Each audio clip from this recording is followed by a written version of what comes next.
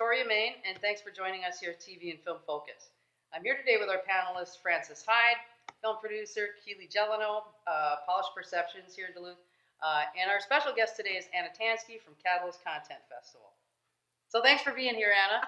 Thank you very much.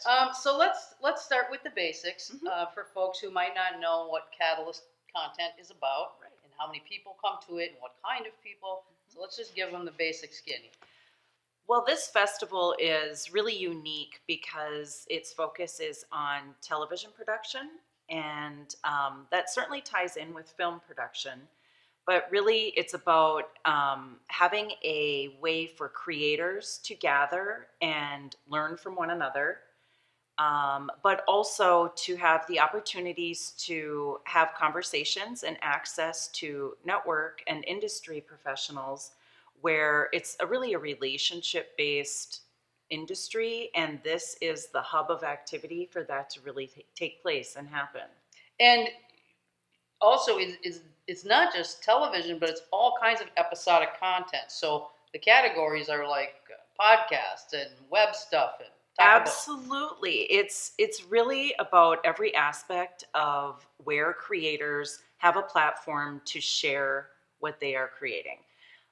So it is podcasts, it's scripts, it's music and composition, it's every type of category of entertainment, whether it's a short or a full pilot episode. It is across many different sectors, but also so many different areas. When you start to think about how we consume our content, we don't always think of it in categories, but we know what we like. And so we're trying to cover all of those categories and really provide a pathway for creators at every level, whether they're just starting out or they're an established professional.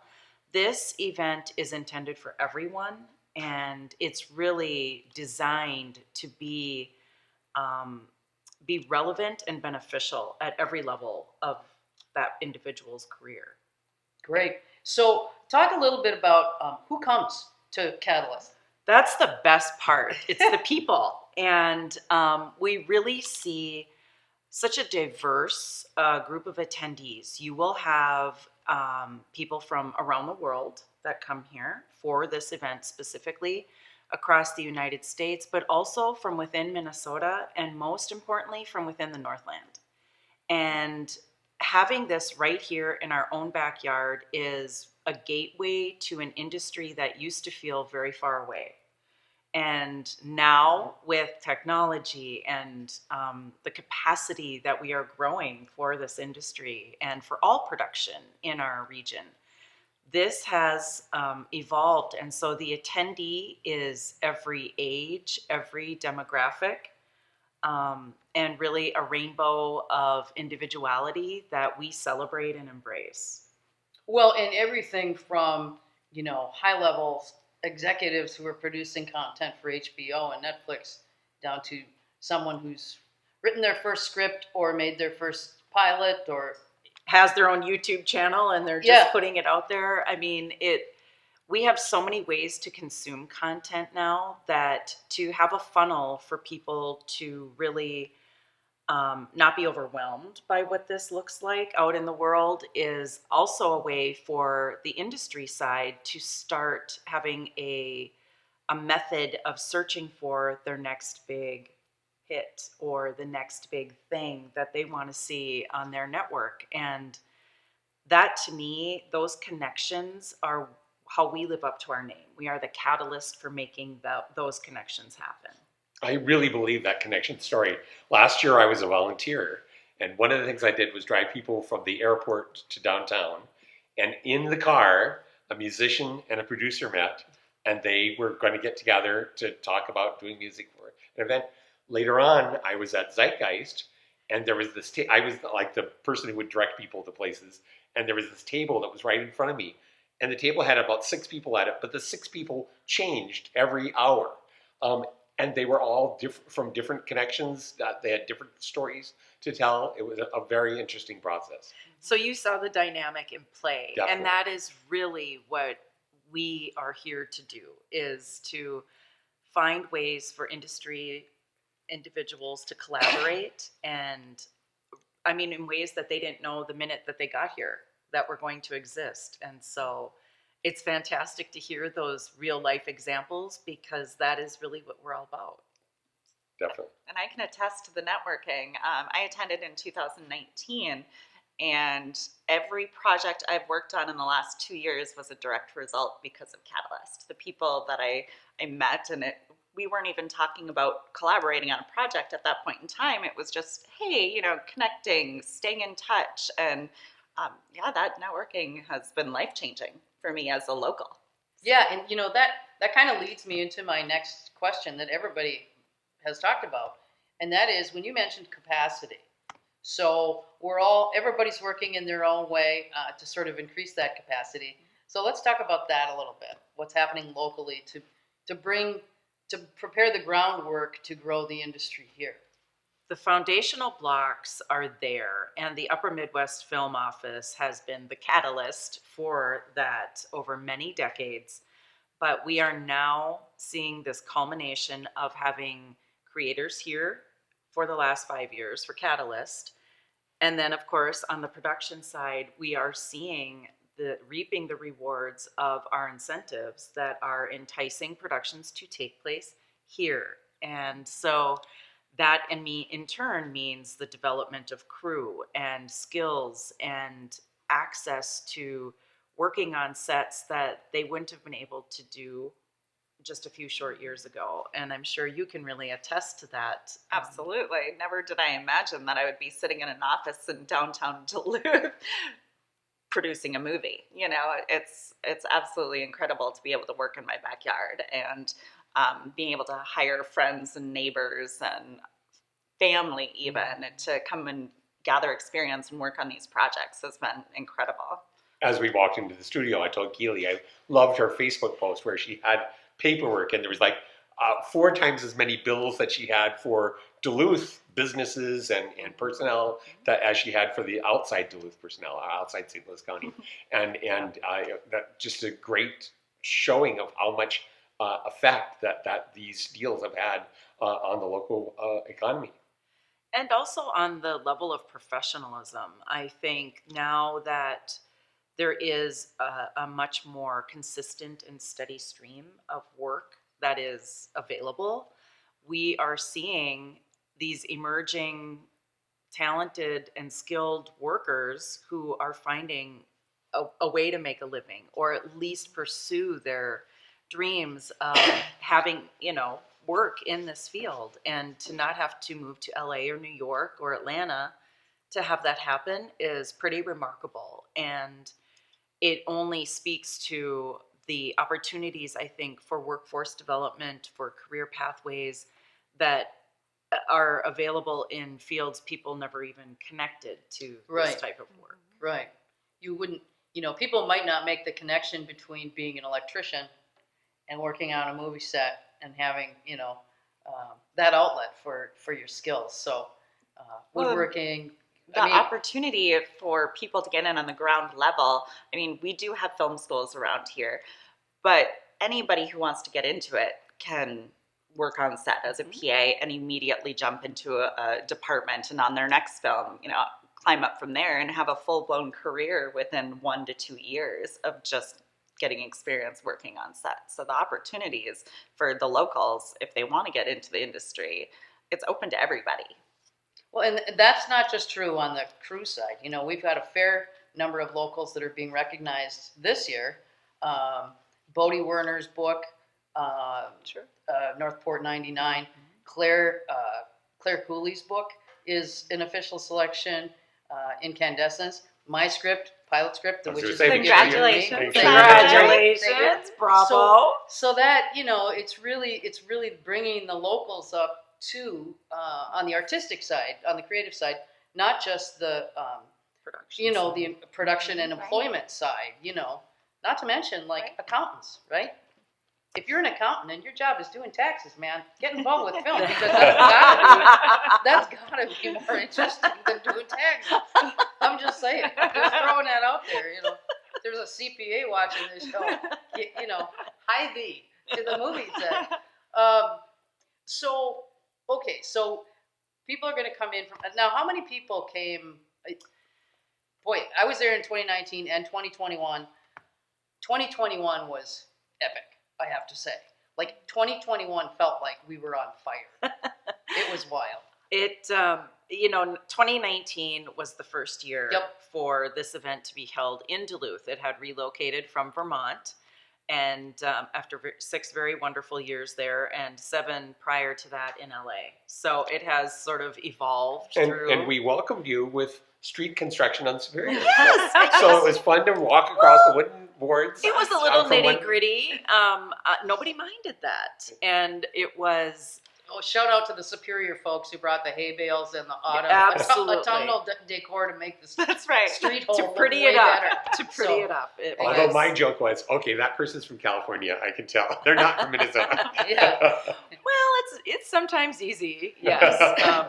But so 2021 was a hybrid because of COVID, and we did not receive word due to the changing dynamics of the pandemic from the governor's office on the mandates until July. So that really gave 2 months to pull this together, and it went off amazing to your perspectives. And it was really a testament to everyone pulling together because we really needed that to happen. And it was a tremendous response from attendees. And this year we do hope that we will grow. But the beauty of this event too is this is not 30,000 people at a Sundance or a Tribeca. It is a very intimate and I guess just a more personal and individual experience. And I think that resonates with the creative community. And, in a good year, a healthy year, we would probably see about 1,200 to 1,500 people. This year, we are still hopeful that we'll be close to the 1,000-person mark. But again, even with 600 or 800 amazing people here, it's the quality that we get of the representation on both sides is phenomenal. Yeah, and I wanted my own personal experience having, because I was volunteering last year, I only got to go to one panel, which I didn't get to go to any. Which was not enough, but at the one panel, I did connect with a gal named Kimberly Browning, who runs the Hollywood Shorts Film Festival. She's been a producer. She's working with some very high level people. She's a really great story person. But we basically connected at one of the panels, and I got up to ask a question. And when I told her what my script was about and asked my question, she was like, So we ended up connecting after that, and she helped me get my draft from the first draft to the second draft. She gave me a lot of notes. Talk a little bit about, the kind of the workshop and panel side of it, that the information that's available to people who are attending the festival. It's really phenomenal to see the caliber of the content because it reaches across so many different areas of interest that there's something really meaningful there for just about anyone on the creative spectrum. And the emphasis is different depending on who the audience is for that segment.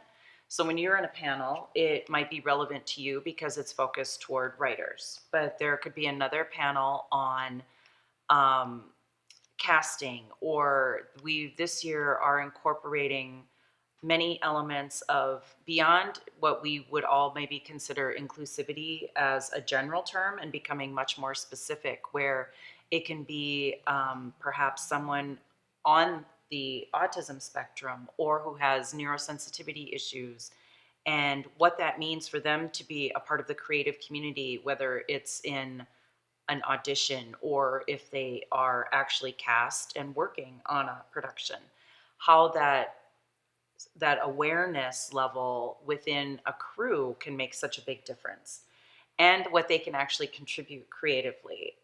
It could be someone who maybe has deaf and hard of hearing. We saw that with Coda, what a resounding success that film was, and the awareness that it raised that there are new ways for us to produce content. There's new ways for us as consumers to take in content. And so we are also, though, really embracing BIPOC and all creators, LGBTQ plus, to have a place where creativity doesn't have a boundary. It doesn't have a preconceived notion of what that looks like. So you'll see that theme throughout the panels and workshops that are offered. There's also many technical components where it's very tactical, and people who are a writer but don't necessarily know what it takes on the technical side to go from point A to point B. When you talk about Kimberly giving you notes on your script, how about the next steps after the script? Right. And so learning how to pitch and getting that feedback from industry professionals is invaluable. Yeah. Really, it really is. I agree. Okay, so I do want to touch on sort of the other side of, now the festival is an annual event, and long may it wave, but there's the year-round effort to, and this feeds into our, capability and all of that, and that's the Catalyst Story Institute. Absolutely, and that resource is available. Many of our sponsors contribute to the scholarships for creators to be able to apply.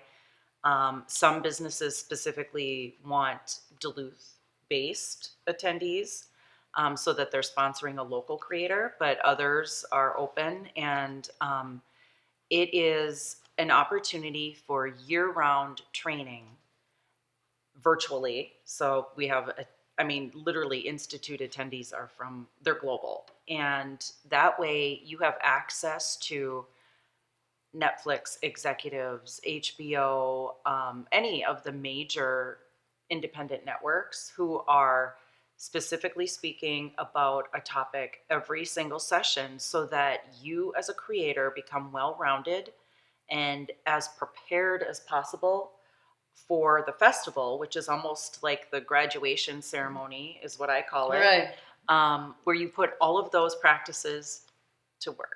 And when you see people who are attending the festival apply those skills that they've acquired, it is astounding to see the difference. It absolutely makes the caliber of their pitch, the preparedness that they have. That's what the Institute is all about, is really sort of providing access to as many individuals as possible to educate about this amazing industry. Yeah. And the instructors are sometimes Catalyst attendees who have made it, right? They are, and they're able to share their story, and they can relate so well to what these individuals, where they're at in their process, because they've lived it. And they've also then have their success story to share, which is, it's not only inspirational, it really is proof that there is opportunity out there at so many levels. And you can sort of, you can move around, and you can explore different areas, and you can also move up if you find something you really like. And I know Keely certainly has experienced that with the folks, that she worked with on that last film. Oh yeah, absolutely. It's just one step forward with each project. It's really wonderful. When you were mentioning the Institute, you mentioned that it's completely virtual, correct? It is. And then how is it accessible? Is it like subscription based? Can you pay per class of something that interests you? Do you go to the entire, everything, or how does that work? It's $395 for the year, and that is, again, there are scholarships available. We try to make it affordable. It does include a pass to the Catalyst Festival as well, so that is registration all rolled into one. And it's on our website, catalyststories.com, where people can register. But there aren't individual segments per se, because it's really intended to be, I need to know about business and finance because I'm not familiar with that, because I'm not a CPA. And but again, those elements are something many times a writer may not even consider when they're starting out. They just want to pitch their idea and have it fully developed and ready to go. But there are so many elements of learning what are industry networks looking for? What are the most effective methods for me to pitch? What are the business aspects that are involved? How do I get brand sponsors incorporated into my production? And what are the benefits of that, or the requirements of learning how to account for the incentives that you access by bringing your production to a community such as Duluth and the St. Louis County area? But what does that really mean? And because there are responsibilities that come at every level of production and creation. So it really is intended to be that full scope and introduction to every aspect that you have lived. But so it's really not a one-off opportunity. Got it. Well, and you're so right about for instance, my idea, The Witches of Gitche Gumi, like it was an idea and it was a story that I had in my head, but I really didn't. I'm a person who's been acting for years, and I have done some writing, but writing a TV pilot is not the same, or a web pilot is not the same as writing lots of other things. So it takes a Kimberly Browning to say, "Oh, dude, no, this isn't TV piloty at all. This is like a play. You've written a tiny play," and you know what I mean. So because you kind of come from your own perspective, right? So that's where you need those people, because it's a business that's specific, very specific. So you even if you consider yourself a fabulous writer, which I don't, you still need to know the specifics of what it means to create a pilot, a television pilot, or what it means to create an effective series, right? And those need to come from people with industry expertise, industry specific knowledge, character development, and what matters to them and what doesn't. Because I think that's sometimes quite surprising, especially when someone's making a pitch and what they focused on is not at all what the network is looking for. But that was their emphasis, and then they missed the chance.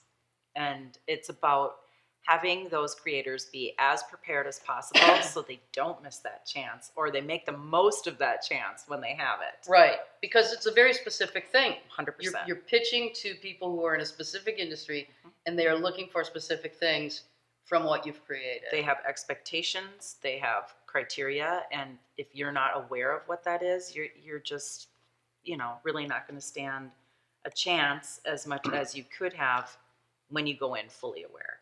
But you can totally approach this from the idea stage. I guess, absolutely. You know what I'm saying? And that's my point, I guess, is that creators can ultimately come at this. Here's my idea. And then just start sort of devouring, learning as you go up and create your idea. Well, and it really takes a team. So you can be the one with the idea, but maybe you aren't the writer, or being able to have the business sense. So in this way, you can understand what elements that you need and who you need to kind of come in at that creative stage, which is really a great stage to start at, honestly. Yeah. And of course, show business, a lot of the business side has to do with money. And just how, Right. I remember watching one of the workshops on, the virtual ones through the Institute. And it was two guys that were pitching a project, a space science fiction kind of story.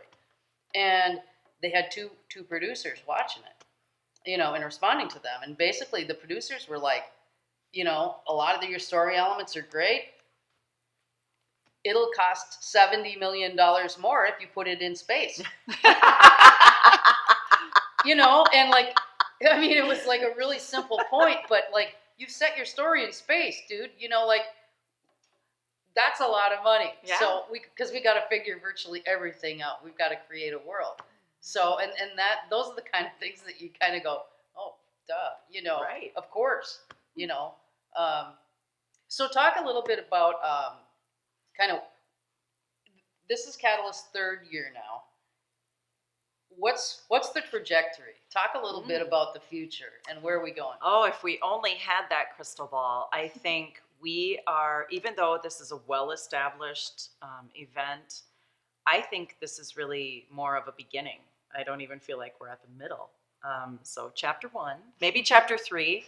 But I think with the number of actual projects shooting here in the Northland, as a direct result of connections made at Catalyst, it is really feeding into this energy of production wanting to be here. They are seeking out the opportunity to bring a production here. And that in and of itself has created this whole other network that didn't exist a few years ago. And as that network grows and evolves, our hope is that we will really start to see, we don't want to be a mega event necessarily. I think that it's not about the growth in numbers, it's about the growth in production coming here as a result, but also making sure that we are at the cutting edge of being relevant and having an impact on this industry for as long as it exists or for whatever it looks like well into the future. Part of this year's focus is on the next iteration of what production will be. The Web 3.0. It is the Web 3.0. And I would ask you about this, but I'm afraid you'd answer. And honestly, it's confusing. It's It's complex. challenging for those of us who, are babies of the Web 2.0 era. 1.0. Yeah, 0.5. So there's just so much going, and it's boldly going into the future. It and is. That's the exciting part. It is exciting, and I think the best part of looking ahead is that there is no end in sight. And so we are just so thrilled for the support from locals and businesses and the region.